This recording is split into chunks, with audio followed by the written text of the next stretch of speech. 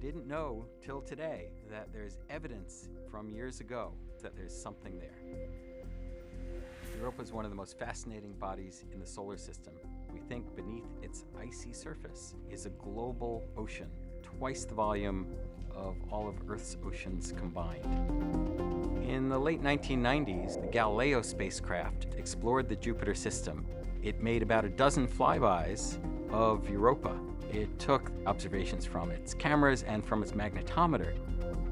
By discovering that there was an induced magnetic field at Europa, we were led to the conclusion that there must be an ocean just beneath the icy surface of the moon.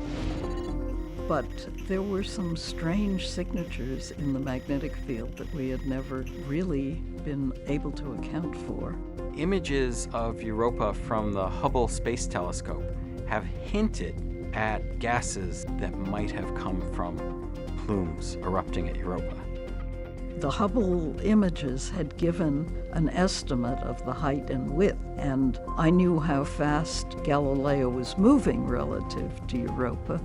There are better tools now, better computational techniques, better computing, that we can go back and look at that old data set anew. So my colleague Shinja Jia set up a calculation to see what would happen in the environment of Europa if there were such a plume. And when he ran this simulation, it agreed just beautifully with the data that we had collected. Reanalysis of the Galileo magnetometer data suggests that the Galileo spacecraft, on its closest flyby of Europa, flew through a plume. The Europa Clipper mission is going to explore Europa to investigate its habitability. If we find active plumes, then we can sail on through them and sniff and taste that stuff that's in the plume. We can analyze the particles and the gases to get at the detailed composition of Europa's interior.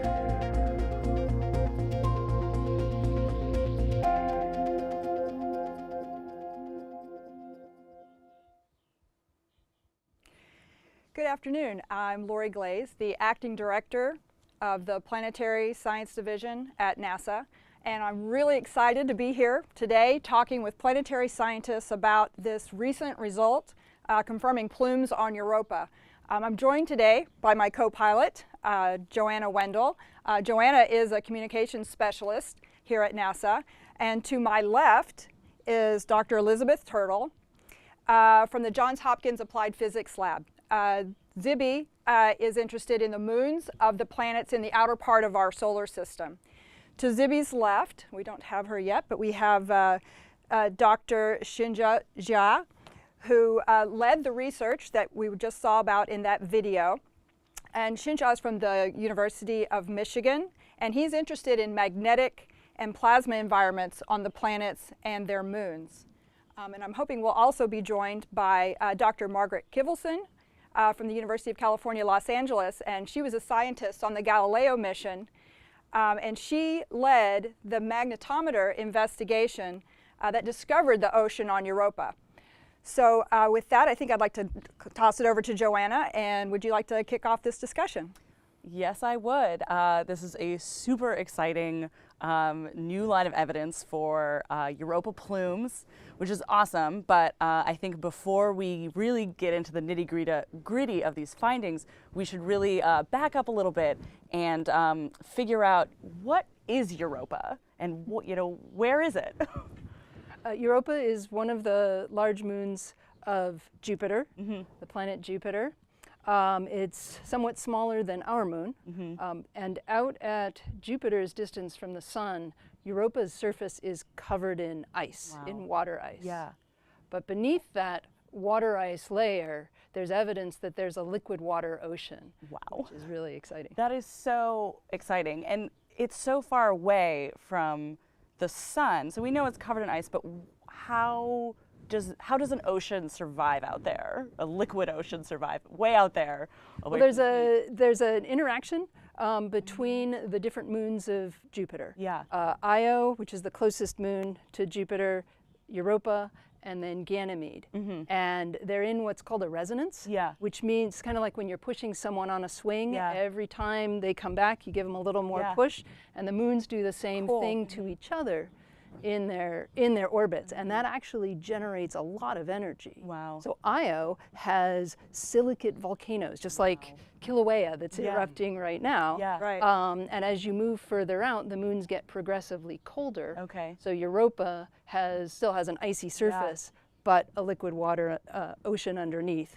A Okay. fairly thin ice shell, and as you get out to Ganymede, there's a thicker ice shell, Okay. but also with a liquid water ocean But the in heat interior. keeps the water liquid beneath the icy Exactly. crust. Yes. Wow. Yeah. Yeah. How So then what is a plume? So one of the questions that we've had about Europa with this fairly shallow ocean Yeah. is whether or not there's current activity at the surface. And one way that kind of activity can manifest itself is by what we call cryovolcanism, which is Oh. cold volcanism. Whoa. And we see that at Saturn's moon, Yeah. Enceladus, Okay. where there are large plumes Right. of Right. liquid water and ice particles that are jetting out of the south pole of Enceladus. Yeah. But it's been a long-standing question Yeah. as to whether we have that kind of activity at Europa as Yeah. well. Yeah. Oh my God. I mean, that's so. Like, how do you even go about trying to find plumes? I mean, what are the different techniques we've used to even find these things? And either of you can. I don't know, maybe speak to that. Shinjab could Yeah. talk a little bit about, Yeah, I mean, of course, from telescopes, you could observe existence of potential plumes. So that was actually being done back a few years ago when Hubble first sent back images in 2012, and the scientists have found, hints that those images might contain signatures of potential plumes at the Europa. A couple of years later, they obtained further images and actually saw plumes occurring potentially at other locations from the first detection. So telescopic observation certainly is a very useful, valuable tool to search for plumes. I just wanted to interrupt for a second. When you say that Hubble sent back images, I mean, are we talking about, point and shoot image, and we see the vapor, sort of cloudy? I mean, when you say image, what are we actually seeing with our eyes in this image? Yeah, so there are two kinds of, I think, techniques that are being used so far from Hubble. The first set of images taken by Hubble, we're looking at the emissions of molecules being struck by electrons that would generate emissions, and those emissions at a specific wavelength will be captured by Hubble. And the follow-up, Kind of like the aurora in our atmosphere, is that a similar process? Yeah, similar process. And the follow-up observation from Hubble, I believe, was looking at actual absorption of atmosphere water molecules of the lights. So the two different kinds of techniques are so far being used to look for plumes. Okay. Okay. Cool. So but how did we discover them this time? So this was, what I understand is that we knew that there were plumes, or we believed there were plumes from the Hubble observations. But you and your team went back and looked at the older data from the prior mission, from Galileo. Can you tell us a little bit about the Galileo mission, or maybe Margaret can tell us a little bit about the Galileo mission and the instrument that she led there? Yeah, let's get Margaret Can we get Margaret Hello? on here. Hi. Can you tell us a little bit about the Galileo mission and the magnetometer instrument and investigation? I love to talk about the Galileo mission and the magnetometer instrument. So the Galileo mission reached Jupiter in 1995 and was there for 8 years in orbit for spacecraft in orbit around Jupiter. And one of the key parts of the mission was to make close flybys of the 4 large moons of Jupiter. And there were 11 flybys of Europa. And in a flyby, the time close to the moon is of particular interest because that changes the way in which the charged particle gases in the vicinity of the moon move. It slows them down, it diverts the flows, and changes the magnetic field. And so for each pass, we looked at changes in the magnetic field that were associated with approaching the moon. And on one particular pass by Europa, the spacecraft came very, very close to the surface, as I remember, less than 150 kilometers above the surface. And it was on that pass that we saw signatures that we never really understood. So I don't know if you want me to go on at this point. Or Well, Yeah, that was great. so my That's very helpful. question- Thank you. Yeah, so my question then would be, what inspired you to go back into this, 20-year-old data, right? You know, there was this signature that maybe you never understood, but what was the thing that made you go, oh, maybe we should check that out again? And, you know, either Shinja or Margaret can address. Well, you can start, Ginger. Okay. And I think really we're largely inspired by those Hubble detections published back a few years ago. As I remember, almost exactly a year ago, we had a Europa Clipper project science group meeting in Columbia, Maryland. The fifth meeting we had, so all the team scientists were gathering together and talking about science related to Europa. And one of our colleagues, Melissa McGrath, so she was showing a summary of all the available Hubble images we had so far of Europa potential plume detection. And the latest paper was just published about a month before this meeting. So she was talking about, you know, the locations of potential plumes in those images. And that is the moment that really, I think, led us to realize that we had to go back to look at Galileo data, because one of the flybys, as Margaret just mentioned, had a closest approach altitude that's just a couple hundred kilometers above the surface in a region that is very close to the repeat plume detection by Hubble. That's amazing. I Yeah. mean, what are the chances, right? So what I want to do is sort of paint a word picture here. Flying through a plume. I mean, what is this plume? What do we think it looks like? I mean, are we talking about like a paper airplane flying over Old Faithful Geyser in Yellowstone? I mean, what do we think is going on there? Well, it would be very tenuous. You'd be able to sense it. Clearly, Galileo sensed it, Yeah. but Galileo didn't see it. Okay. So optically, it's not necessarily very optically thick. Okay. Is how we'd refer to it. There are not a lot of particles, which is good, since hard to- Galileo Yeah, flew it didn't through get it. Right. shot, you know, out of orbit. But we do have some example from the Cassini spacecraft that did observations of Enceladus and its plume. And in terms of the imaging observations, if you look at the plume, if you look at Enceladus and hopefully Europa, Yep. when the sun is on the other side, so you're kind of looking through the plume Yeah. at the sun, Yeah. the scattering Yeah, by particles in the plume Okay. make them stand out very well. And we Okay. have beautiful observations of the plumes of Enceladus, and Yeah. that's something that we hope to do in the future Yeah. with Europa as well. And So cool. slightly silly question, could it have seen a rainbow? Like in the mist, like is there like enough mist here that maybe they could any kind of plume flyby could see a rainbow? I've always wondered that.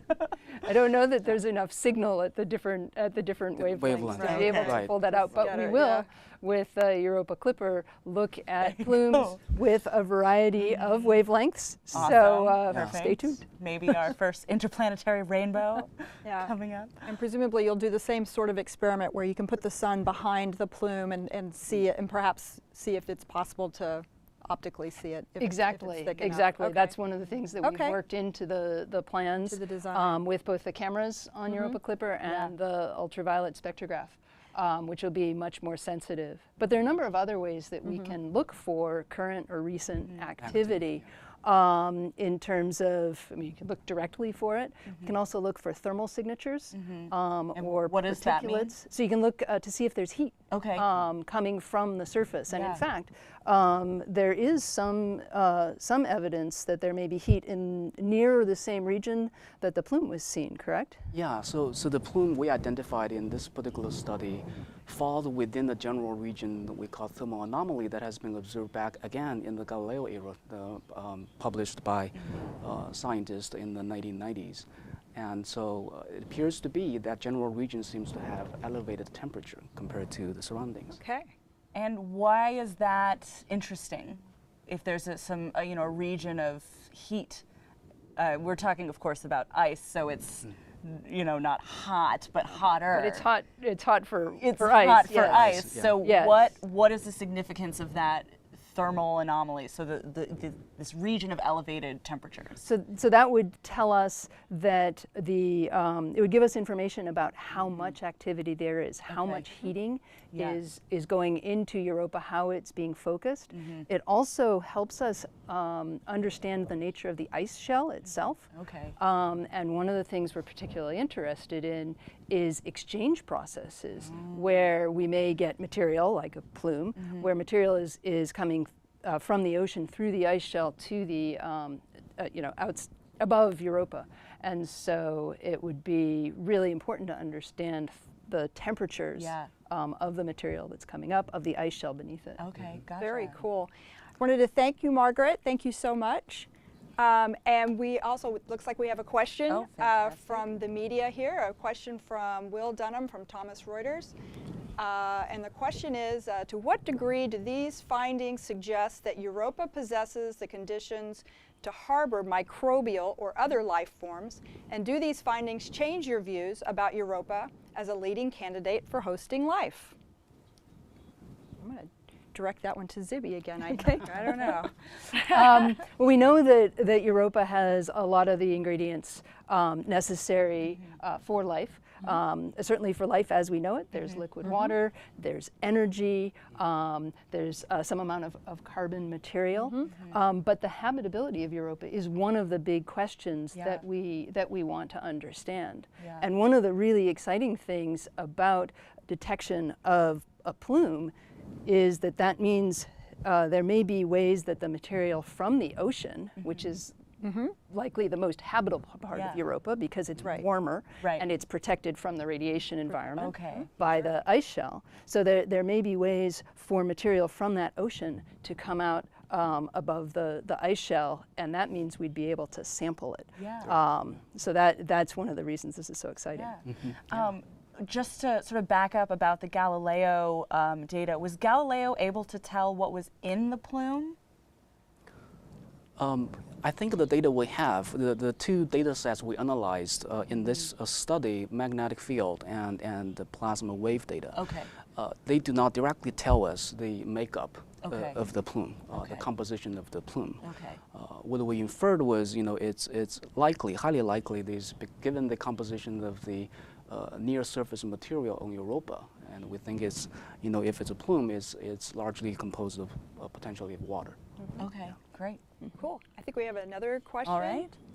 Another question from the media, from Chris Gebhardt at nasaspaceflight.com. And the question is, what kind of impact do you anticipate this having on the upcoming Europa Clipper mission, and will any instruments or mission aspects be tweaked?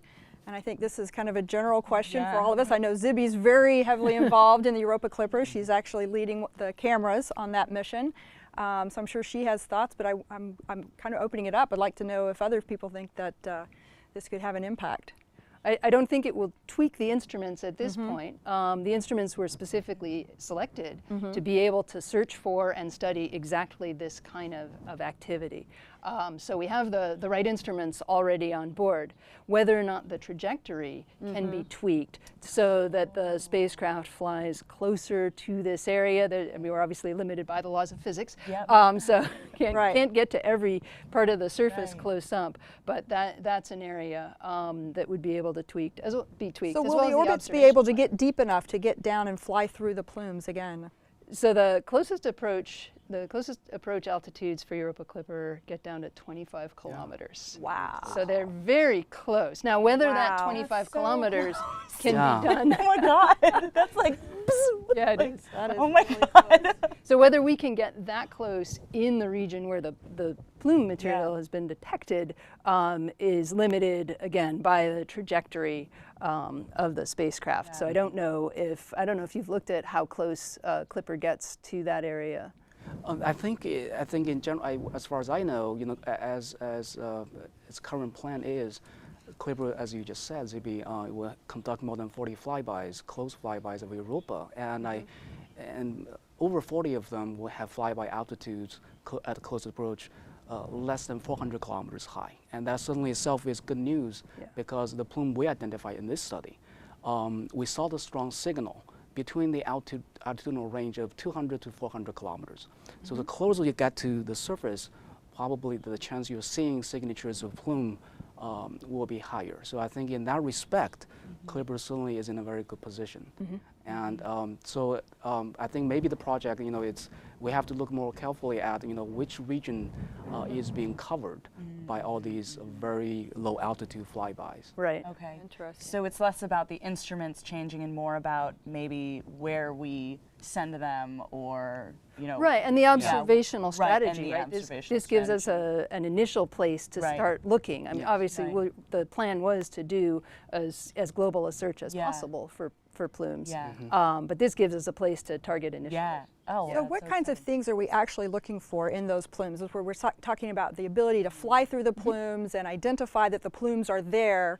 But what types of measurements are we making other than just looking at them? But are we taking chemical measurements and trying to understand what type of chemistry is going on in those plumes? And do we have the ability to say, yes, there is microbial life, or yes, there's a potential for microbial life? So that's a question. If only.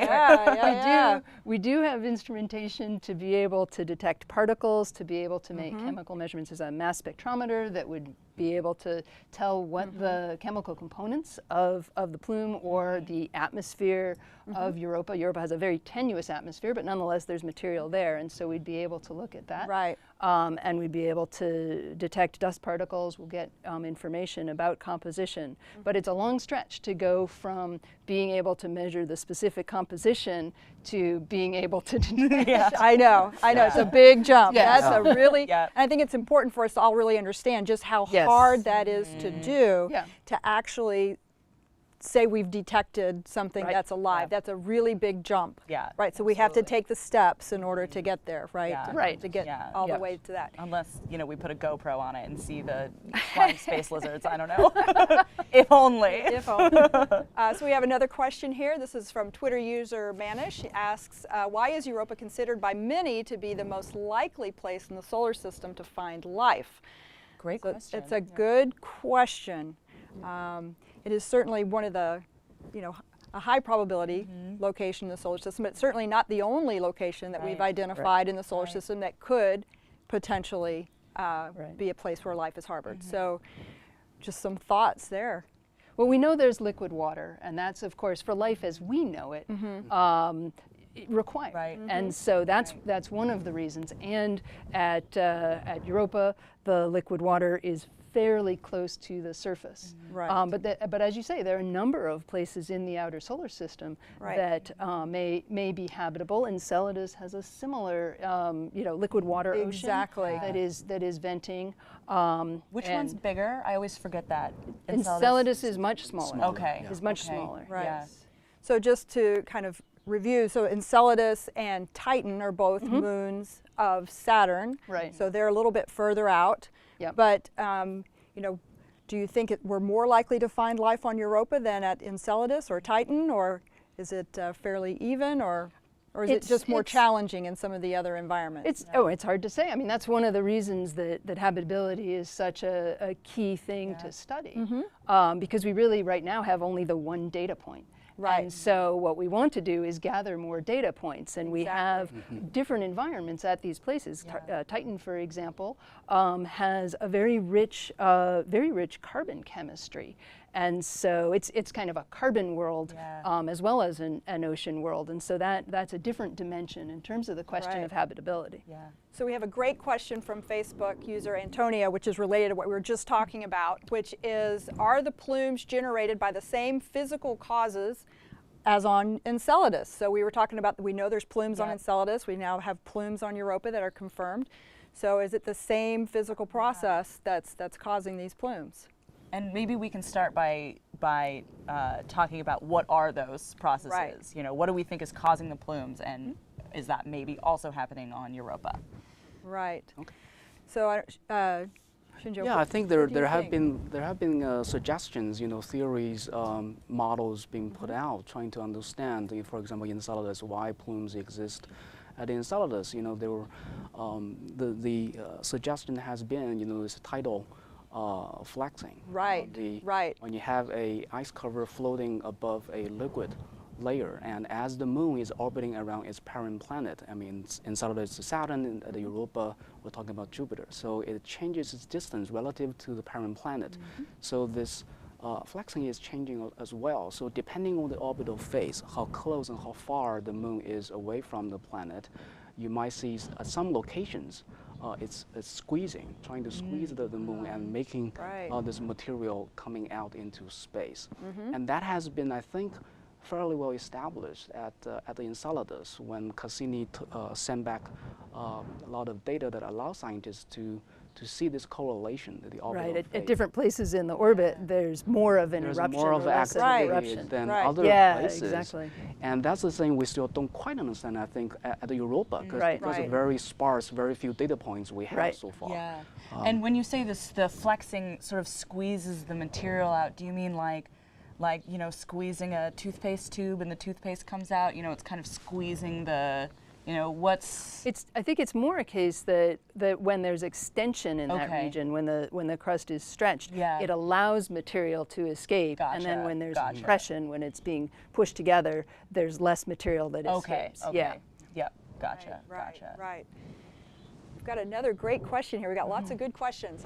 Question from the media, Jesse Shanahan from Forbes Science. What is causing the unusual heating in this specific region? So this is another great question for Shinjo.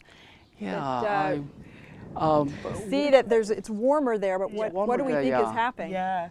I think the exact origin of my understanding of reading, the literature has been the exact origin of why this particular region seems to be warmer than other places is not really very well understood. There are, I think, different models, theories being put out trying to explain this thermal anomaly.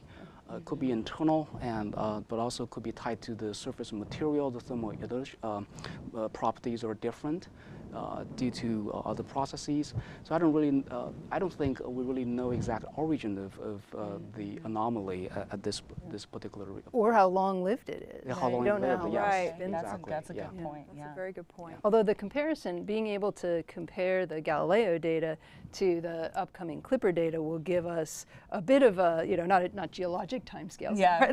but a few decades worth to Sure. compare and look Yes. for Yeah. changes. And so that's Right. going to be very interesting as well. Absolutely, yes. Yeah. We've got another great question here. Facebook user Sarah asks, to clarify, are these pop-up storms? So looking at the radar now won't be helpful in determining timing of the storms. So I guess of the eruptions, right? Of the Yeah. Right, of the plumes, right? Of the plumes. Right. I think that's Right. what we're talking about here. Yeah, is the so then, plumes. Yeah. first to clarify, there's Yeah. this isn't like a weather phenomenon happening. We aren't getting thunderstorms or anything like we said No, earlier. no. Europa has a very tenuous atmosphere. So what's actually happening is these, I know some people say geysers like sort of eruptions of water are coming out of the actual surface of Europa. Right. And so, can we use data to look at the timing of the eruption? Right. Now, and we can do models, for example, to look at how long it would take to heat up that much of the crust, Yeah. the area that we see. If it's something that's penetrating the entire crust, which at Europa is 25 plus or minus something kilometers Meaning thick. coming from right? If it's directly coming from the ocean and going all the way up. Yeah, outside Okay. of Europa, it's not going to be as ephemeral as as storms or something like Right, that, because right. it takes a long time to, Right. to break through Right. the crust. So if it's not coming from But it the could- ocean, what is the alternative?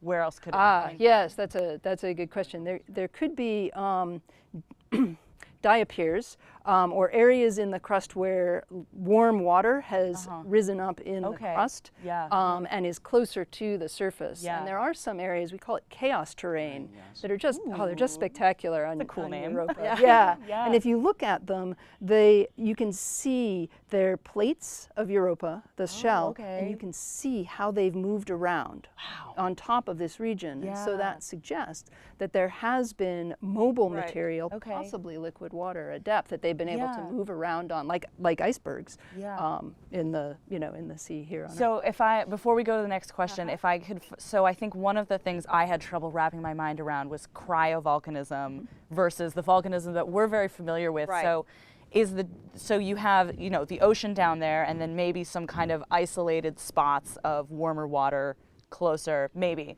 Is there an analogy you could use for where magma is on Earth? Is it like a hot spot versus a magma chamber under a volcano? I mean, I don't know. This might not be the right crowd to ask. So one of the but is that I'm trying to imagine? One of the complications is we don't know what's under the ocean, right? And we don't know if the interior of Europa, for example, looks like Io, which has large silicate volcanoes. And so if there is volcanism under the ocean, the same way we have sub-ocean volcanism on Earth, then that could be one of the reasons that you get regions of heating. But that's something we have no idea. But that would be really exciting. So are you able, a question for Shinja here, are you able to, I guess, how well can you localize where these plumes are coming out? To what kind of size scale do you think where the plume openings are? How many plumes, and how can you, are you able to characterize them in that way? Yes, that's something definitely we had spent some time looking at in doing this study. So when we first saw the data, the magnetic field data and plasma wave measurements, and we spotted out this 3-minute long signal that seems to be very unusual compared to all the other flyby data we have looked at near Europa. And again, based on the knowledge we learned from studying Enceladus, we know, when you have a plume in outer space, they're able to influence the magnetic field. They're able to influence the plasma environment. So that's kind of the information, the background knowledge we already had from studying Enceladus, and that guided us through our analysis.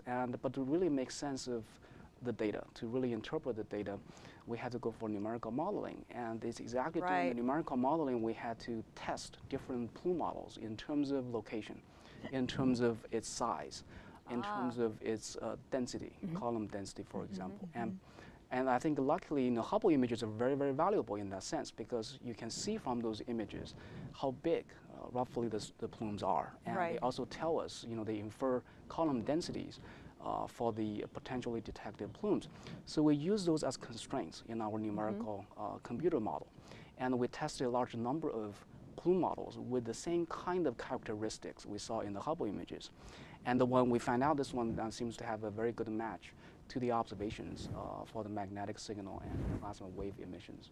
Very cool. So Galileo spent 3 minutes within the plume, or is it 3 minutes of data and the amount of time it spent within the plume is narrower than that? The magnetic signal definitely shows a bend or a twist of the magnetic field about 3 minutes long. And so not only the magnetic field strength changes abruptly, it goes up and drops very quickly within that 3 minutes, but also its direction, because the magnetometer is able to tell us the direction of the magnetic field. And it also shows the bending, the bend of the field lines. Interesting. And that's one of the things you see in the image we just put out. And the plasma wave emissions are able to tell us there seems to be localized more dense plasma in that around the same time when we see the magnetic signal. Wow. And how far, do you know how far Galileo moved in that 3 minute time? Yeah, as Margaret mentioned, we know the speed of the spacecraft at the time is about 6 kilometers per second. So that 3 minute long interval corresponds to about 1,000 kilometers. Wow, that's big. Yeah. At this altitude, at this about 200 to 400 kilometers high. That's amazing. Right, which means that it could be even broader, closer to the surface. Yes, potentially, yes. We have another question from the media here, and this is kind of following on to a question we were talking about a little bit earlier. The question is from Mark Carreau, Aviation Week, and Eric Niller from Wired.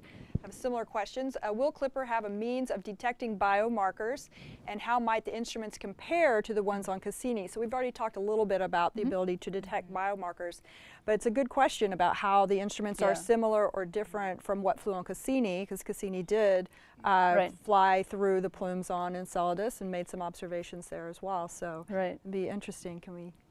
Like Cassini, Europa Clipper has a suite of instruments that are designed to work together to understand, in this case, Europa as a system. And some of those instruments are remote sensing instruments like cameras, spectrometers that measure things from afar. And then others are instruments that measure things in situ or in place, right in the environment of the spacecraft, like a magnetometer or the plasma instrument or the mass spectrometer, for example. One of the big differences is that Clipper has a sounding radar. So that allows us to get information about the subsurface structure of Europa. So can you talk about that just a little bit more? So Cassini carried a radar that could see the surface, but a sounding radar can actually measure and see what's going on beneath the surface. Can you talk about that a little bit more? So it's designed to be able to, it sends out signals and is sensitive to, at wavelengths that will penetrate into the ice. And then it is sensitive to detect how those signals return and where they reflect in the crust will give us information. For example, if there is liquid water that's perched up closer to the surface than the ocean, that would be something one would hope to be able to detect with a sounding radar. So is it that, this, beam, is it light or it's actually no, like it's a longer wavelength. Oh, okay. So this beam of something goes down, and does it move, or I guess does it travel at different speeds, whether it's solid ice or liquid? I mean, how do you tell the difference between the different structures? Right. So the simplest thing to think about is that you'll send a signal and there'll be a reflection off the surface. Okay. Right, and so that's very easy to think about because it reflects off the surface and you receive it, which gives you a measurement of the altimetry, of the topography of the surface. But then you're exactly right. There will be waves that penetrate into the surface, and you can detect when they come back, which tells how far they penetrated, how they were reflected, and how they reflected back. Okay. Yeah. Great. Exactly. Awesome. Oh, I'm so excited. Really great. And so, but we don't have that necessarily for Enceladus. Is that correct? Okay. Correct. We didn't. Cassini had a different type of radar, as you said, that was designed to do synthetic aperture radar imaging. So that does surface imaging, but doesn't do deep sounding. It would only penetrate, tens of centimeters. Well, actually, to be fair, it actually penetrated into a little bit, hundreds of meters into the methane seas on Titan. But what the radar on Clipper is designed to do is penetrate kilometers into the ice shell, so that we can understand the structure of the ice shell. Yeah, that's really cool. So cool. Yes. Yeah. Oh man. That's great. Chills again. Wow. That's great. That's great. We've got another question from social media, and I think this is a great philosophical question for us to consider here. Facebook user Steve asks, could there be non-carbon based life with completely different requirements for existence? Oh my God. And this is always a great question because the only life we know is the life we know, which is ours. And so we think we understand what we're made of and what it takes for us to live. But, but what other ideas are out there? Could there be, how do we know what we don't know that we're looking for? So, exactly. Yeah, That's a great quite question. a challenge. Yeah. Yeah. I mean, if anyone wants to, speculate, I guess. I don't think I know enough to, for water-based life, the water is a solvent. That enables the materials to combine. And there are other solvents, and so it's quite possible to think that there might be life based on the other solvents as well. Absolutely. Yeah, I mean, in the lakes of Titan, methane and ethane and Right. lots of other things, you know, those aren't water. So if there's life there, then it would be Right. based It's on a possible completely that there different- might yeah. be places Different, where there yeah. are methane-based life Yeah. forms. Yeah. Yeah. Sure. Woo. Sure. But that's Exciting. still carbon-based. Oh, It's that's carbon-based, true. but it's not carbon-based. water-based. But not water. But not based. water-based. Right. Yes. Yeah, so it wouldn't Right. require liquid Gotcha. water Yes. to exist. Right. Yeah, Right. Oh, man. that's the difference. Sorry, yes. Yeah. It is What still else carbon-based. You're right. other than carbon Yes. could there Yeah. be? I mean, It's hard Yes. to imagine. yeah, Yeah. I have no idea. Interesting question. I have no idea how to address that. Good question. We have another question from the media. This is from Bart Leahy, a Spaceflight Insider. How close will Europa Clipper get to Europa, and how many passes will it make by the moon? Cool. The nominal mission design that we have right now has over 40. Right now we have 44 close flybys Cool. of Europa, and many of those get down below 100 kilometers, and several are down at the 25-kilometer altitude, Yeah. just screaming over the surface. Yeah, Which is it's about exciting. 15 miles. I looked Yeah. it up. Yeah. That is mind-bogglingly Yeah. close. I mean, that is. Yeah. What is 15 miles away from DC? You know, I mean, just like, right? Do we have? Can we give a reference it's here? It's less than DC to Annapolis, I think. Oh, for sure. Yeah. I mean, that's Yeah, I commuted That's like- further this morning into. yeah, like that's Yeah, yeah. scary close. Yes. I mean, that's so cool. Yeah. That is really amazing. But that allows us to, to look at the surface in very close detail.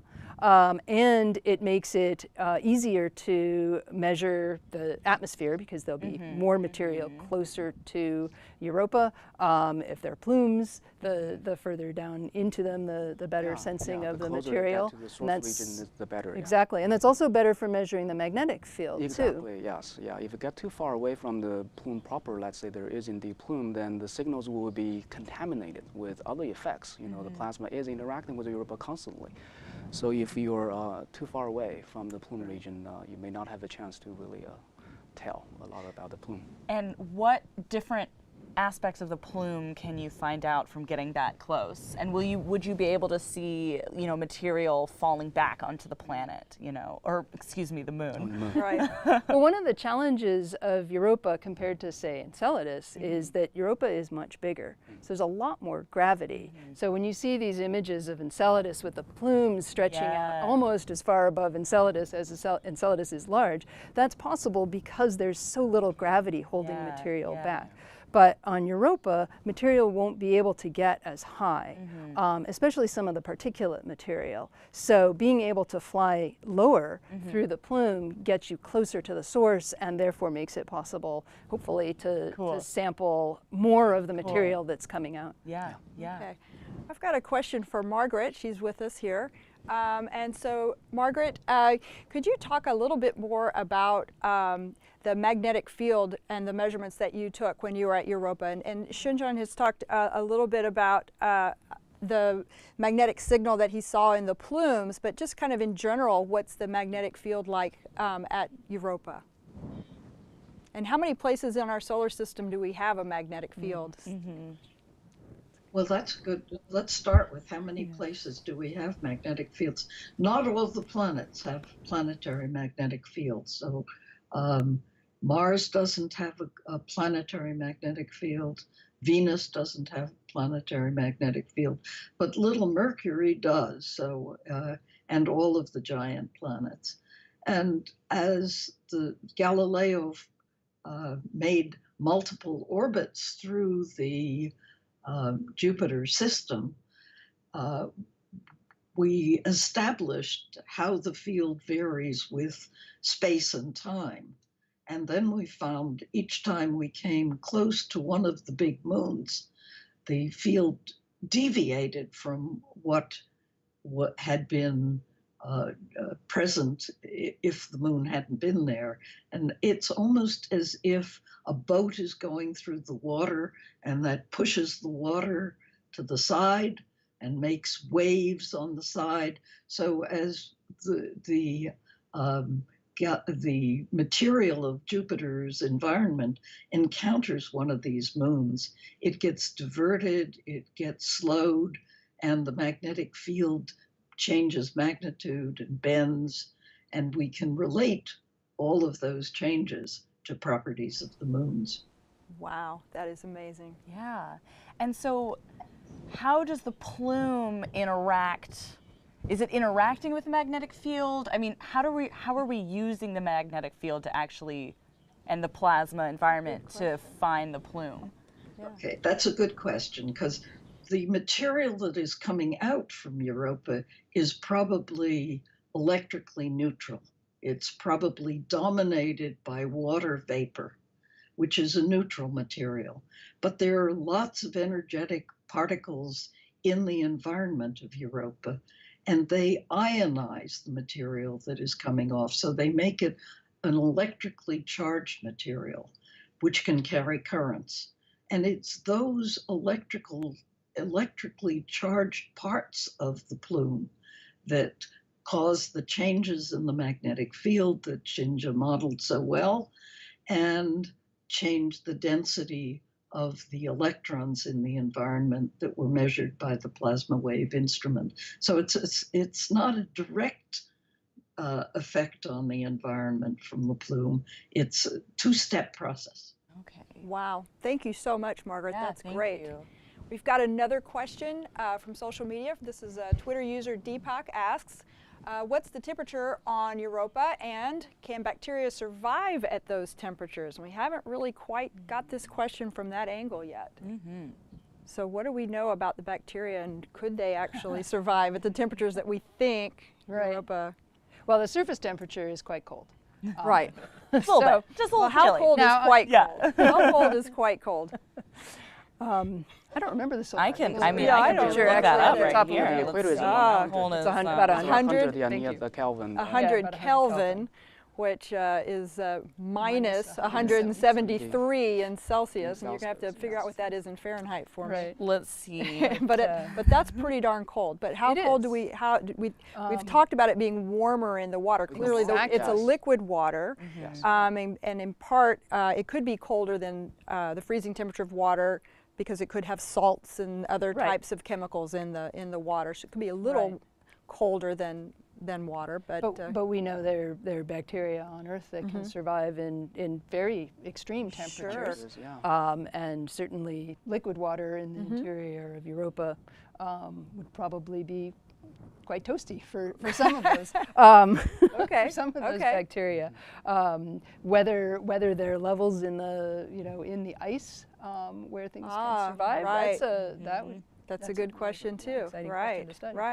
right. Well, we do know of one extremely cold place that life Yes. can survive, right? Lake Vostok. Lake Vostok, yeah. Right, in Antarctica, correct? Right, Yeah. beneath the ice shell. Yeah, Yeah. so do we, Antarctica. let's see, just, my quick internet searching here, it's about minus, 80, 90 degrees Celsius. So, Celsius. we know there's some extremophile cold bacteria in there, or some Okay. maybe not bacteria, some microbes Right. down there. So I guess that's a start, right? Good. All right, we've got another question. Great questions. Twitter user Jason Major is asking, what sort of effect might Europa's plume activity have on other nearby moons' surfaces? So that's a great question. So Shinja, you've looked at these plumes, at how high they are and a sense of how big they are. Is there a sense or a way for that material to Yeah, stay that's a- and perhaps be transported to another moon? That's a in really Jupiter's excellent system? question. I think there Europa has also in the past been found to be a source of neutral particles, around the orbit of the moon. And it has always been a puzzling piece of information, observation we had, how to interpret the existence, seemingly a neutral cloud around Europa. I mean, we have long been thinking of Io as the major source of plasma to the Jovian environment. Because but it's just spewing stuff spewing out all the Right. time. volcanoes, volcanic material into space. But Europa also seems to be important also in terms of providing neutral material. So we have to understand, the link between maybe whether or not plumes are are responsible for those type of phenomena we saw in the past. Okay. It's a great question. Yeah, I think it needs to be. Good. And we good. certainly see that in the Saturnian system. Sure. Enceladus is the source of the Sure. the E-ring. But yes, Right. also Io in the And Jovian. Io in the Yes. Jovian So case, there's certainly a lot of exchange of material Sure. between Sure. satellites at times. So I have another question for Margaret. And this question, Margaret, is back when you were working on designing and developing the magnetometer for Galileo, and then the mission flew and it was flying around Jupiter and visiting Europa. Did you ever anticipate these types of discoveries would be made with the Galileo data? You know, it's amazing how hard it is to anticipate something that just hasn't happened before. Even discovering that Ganymede had a planetary magnetic field, one of the biggest moon of Jupiter had a magnetic field, that was really quite a surprise. Discovering that we had signatures that seemed to require a sub-ice ocean at Europa.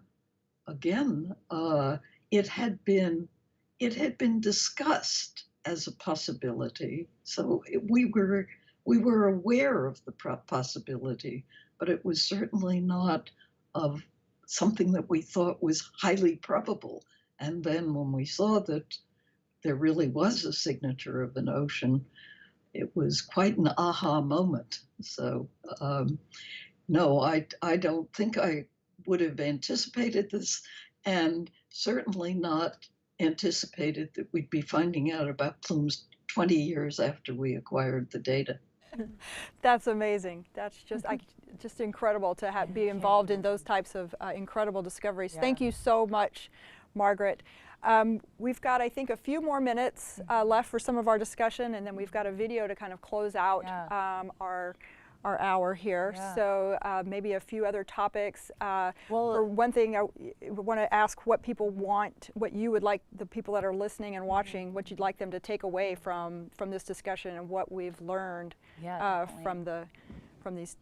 So go ahead, Shinja. So the one thing I feel extremely excited about was, having seen now this result from our paper really strengthened the case that, when you look also at the Hubble images, combining the two, kind of two independent piece of evidence, that now really strengthens the case that Europa seems to have plumes, and that really, I think, provides a great opportunity for future exploration of Europa.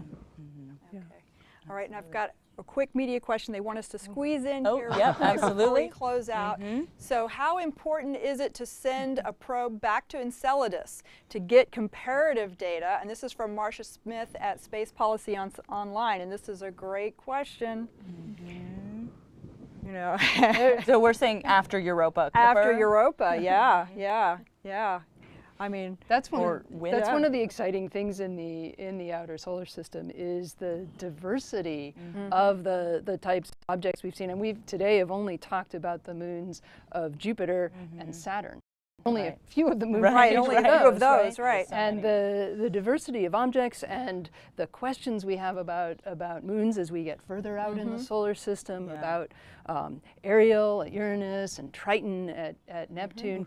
There's a lot of territory out there, a lot of terra incognita that would be really exciting to explore. There is, including Enceladus. Yeah, and it's more than just an exploration. A lot of what we do in planetary science is comparing different places to each other, things that are similar and things that are different. We take it's a lot of what we do. We look at how things work on Earth, and then we look at the other planets and make sure that we understand how things are working there. So this is a big part of our approach. So certainly getting to Enceladus would be fantastic. Very powerful to technique compare. to do that comparison. Yeah, awesome. that would be great. That would be great. Yeah. So again, let's go back to Zibby here and see if you have some takeaway things that you'd really like people to take away from this discussion, from this new discovery, why it's so important to you, and going forward. I think it really demonstrates how much we are leveraging future exploration and discoveries on past data sets, and how much richness there is if we go back to data sets with a new context, right? With the HST data suggesting there might be something there, going back and reanalyzing that shows us something we hadn't seen in the data before, and something we didn't know, and it and taking that in the context of Cassini, it just shows the steps we're taking moving forward. But it also just really whets our appetite for what we're going to be able to do at Europa. We're so ready. We're so ready. Exactly. And I mean, So if we're ready. finding this stuff now, what, 20 years later, I mean, what else could we Right? find? I mean, how much Yeah. more data is there to, sort of mine through, Yeah. right? Oh, Yeah. my God. Yeah, so Shinja, what are you going to discover next? We'll see. Yeah, a lot of things to be learned. I think in the old data set. Yes, definitely one thing I learned from this study. Yeah, Yeah. A lot of surprises. a lot of surprises that the old data are still incredibly useful, Yes. right? Yes. The new data are great, but the old data also, they hold a lot of secrets we haven't yet uncovered. Yeah. So, Yes. so thank you so much for your work. You're welcome. Okay, I want to thank our audience, the listening audience. I want to thank the social media and all of the media for participating and sending in questions. There were some great questions. We really Great enjoyed sitting questions. here and Yep. talking about them. We could And- talk for another hour. could I could talk- talk about this Yes. forever. Very, very fascinating. The result is absolutely incredible to be able to say we really are confident there are plumes on Europa and have a mission that's really already in development, Yeah, going yeah. and ready to make those measurements is fantastic. Yep. So to close this out, we're going to leave it with another video with our Associate Administrator for Science at NASA. It'll be Thomas Serbukin. Today's announcement of yet more evidence of plumes jetting out of Europa marks an outstanding leap forward in our search for life and habitable environments in the solar system. There were hints of plumes in the past from the Hubble Space Telescope, but today's finding, which was mined from over decade-old data, gives us further evidence to sink our scientific teeth into. The fact that Galileo flew right through a plume tells us that on Europa, these plumes are common and calling us to explore. Europa has long been a high priority for exploration because it holds a salty liquid water ocean beneath its icy crust. In just a few years, the Europa Clipper spacecraft will be sailing towards that ocean world, equipped with the instruments necessary to investigate both the origins and the plumes and what ingredients they contain. Europa Clipper's ultimate aim is to determine whether Europa is habitable, possessing the ingredients we believe are necessary for life as we know it: liquid water, chemical ingredients, and an energy source. Europa's ocean is one of the most promising places that could potentially harbor life in the solar system. These newly confirmed plumes will provide another way to sample this vast ocean. Are we getting closer to answering, are we alone in the universe? The simple answer is yes. Perhaps that answer might come from a small ocean world like Europa. Thanks for watching.